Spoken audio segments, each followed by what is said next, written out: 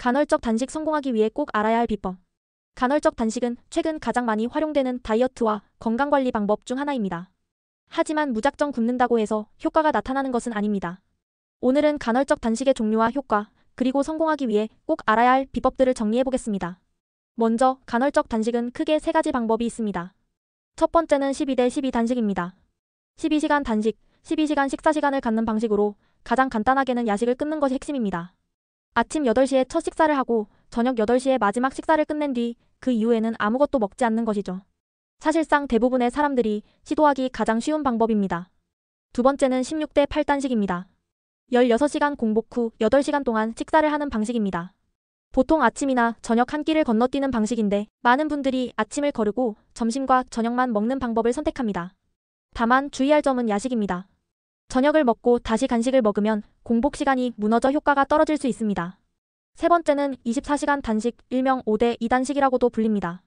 일주일에 이틀 정도 24시간 단식을 하는 방법인데 실제로는 아침과 점심을 거르고 저녁만 먹는 형태로 진행됩니다. 예를 들어 토요일 아침과 점심을 거르고 저녁에만 식사하는 식이죠. 이렇게 하면 일주일 중 5일은 정상 식사를 하고 2일은 24시간 단식을 하는 구조가 됩니다. 그렇다면 간헐적 단식은 왜 효과가 있을까요? 우리 몸의 세포에는 에너지를 만들어내는 작은 발전소 미토콘드리아가 있습니다. 단식을 하면 12시간 이후부터는 음식에서 얻은 포도당이 소진되고 지방을 에너지원으로 태우기 시작합니다. 이 과정에서 미토콘드리아의 기능이 활발해지고 체지방이 효율적으로 소모됩니다. 따라서 최소 12시간 이상의 공복이 유지되어야 지방 연소가 본격적으로 시작됩니다. 하지만 단식을 해도 살이 잘 빠지지 않는 경우가 있습니다. 이럴 때는 식사 방법에 주의해야 합니다. 간헐적 단식 중 식사를 할 때는 탄수화물을 줄이고 단백질을 늘리는 것이 핵심입니다. 줄어든 탄수화물만큼 단백질과 채소로 채워야 체지방 감소 속도가 훨씬 빨라집니다.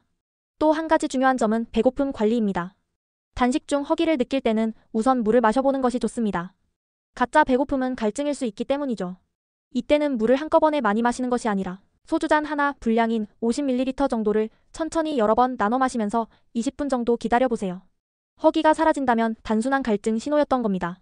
물론 간헐적 단식이 모든 사람에게 적합한 것은 아닙니다. 임산부, 수유부, 성장기 청소년, 심혈관계 질환자는 피하는 것이 좋습니다. 또 속쓰림이나 어지럼증 같은 이상 증상이 나타난다면 즉시 중단하고 전문의와 상담해야 합니다. 정리하자면 간헐적 단식은 단순히 굶는 것이 아니라 공복 시간을 지켜주고 식사 시간에는 올바른 영양 균형을 유지하는 것이 성공의 핵심입니다. 공복 시간은 최소 12시간 이상, 식사 시에는 탄수화물 대신 단백질과 채소를 충분히 섭취하세요. 그리고 허기가 올 때는 물을 먼저 마셔보는 습관을 들이시면 훨씬 더 수월하게 단식을 이어갈 수 있습니다. 시니어 헬스톡 내일 또 만나요.